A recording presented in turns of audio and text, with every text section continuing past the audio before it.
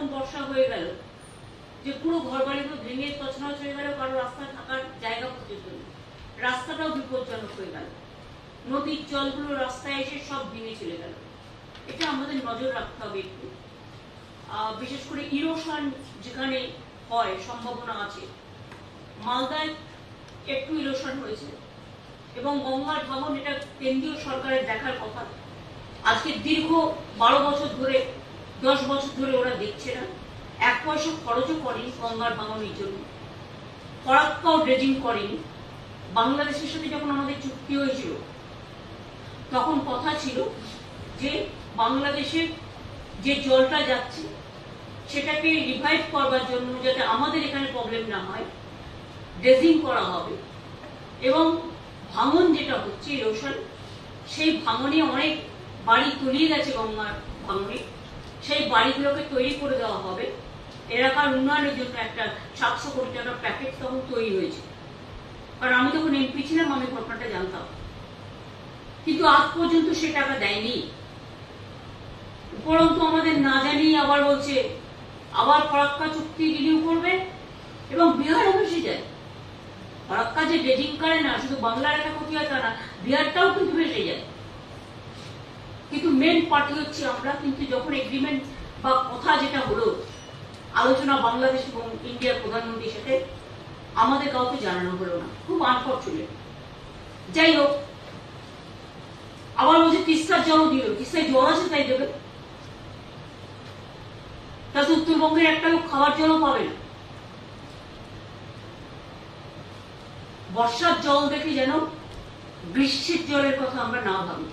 সিকিম ওর উপরে 14টা হাইড্রেল পাওয়ার প্রজেক্ট করেছে, তাতে সব জল টেনে নিয়েছে। যখন সিকিম 14টা হাইড্রেল পাওয়ার করলো তখন সেন্ট্রাল গভর্নমেন্টের কেয়ার নেওয়া উচিত ছিল।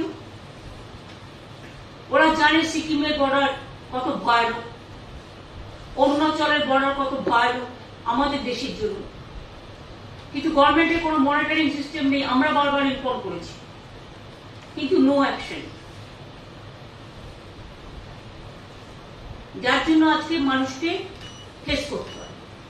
জলপাইগুড়ি টাউনের মানুষরা নিশ্চয়ই জানে আগে করলা নদীর জলে যেভাবে শহর ভাসত, আমরা 16 কোটি 20 কোটি টাকা খরচ করে করলা নদীর ওপর আমরা ভাঙনটা অনেকটাই রোধ করেছিলাম নতুন প্রজেক্ট তৈরি করে।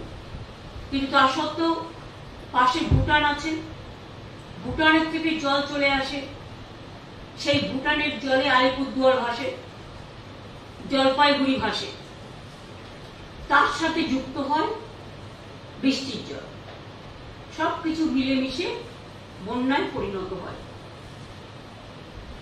সুতরাং আমরা হচ্ছে সবচেয়ে বড় সাফার আত্মার কারণ।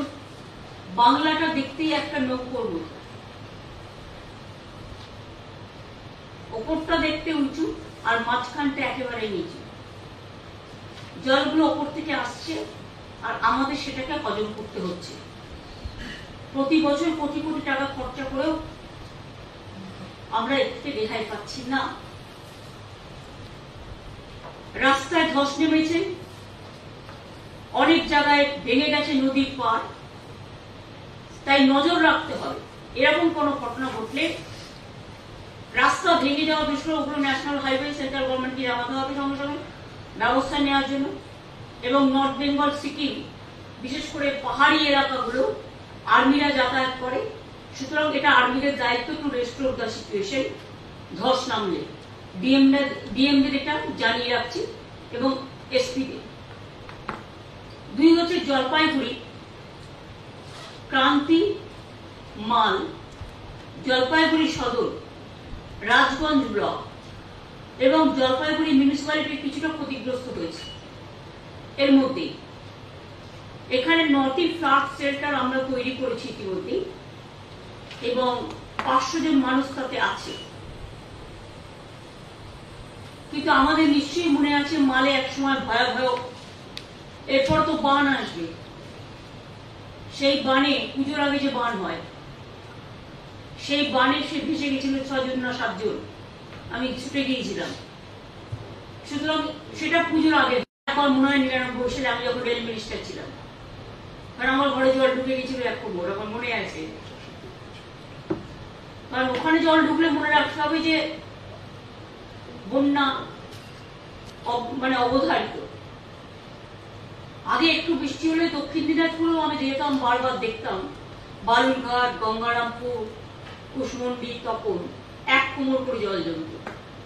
এখন অনেক কাজ আমাদের সরকার করেছে বলে এখন যদি অনেকটা কমে গেছে, কিন্তু আত্রেই নদীর উপরে যে বাঁধটা দেওয়া হয়েছে বাংলাদেশ এবং চায়না মিলে, সেটা করার সময় আমাদের তো জানানো হয়নি। আর তাতে কিন্তু অনেক মানুষ পানীয় জল ওখানে পাচ্ছে না, একটা সংকট তৈরি হয়েছে জলের তীব্র। আমি কিন্তু এটা প্রধানমন্ত্রীকে অনেকবার বলেছি, এবং আগে যে মিটিংগুলোতে আমাকে ডাকতো ইন্দো বাংলাদেশে, সেখানে আমি বারবার কিন্তু এটা রেজ করেছি, কিন্তু তা সত্ত্বেও আজ পর্যন্ত কোনো ব্যবস্থা হয়নি। জলপাইগুড়ি জেলার এইটা হচ্ছে অবস্থা। জলপাইগুড়ি মিউনিসিপ্যালিটির চেয়ারম্যানকে আমি বলবো, এবং ডিএম কে স্পেশালি, এসপি থেকে শুরু করে যারা বিডিও আছেন, এডিএম আছেন, এসডিও আছেন, ডিজাস্টার ম্যানেজমেন্ট সিস্টেম আছে, ইরিগেশন আছে,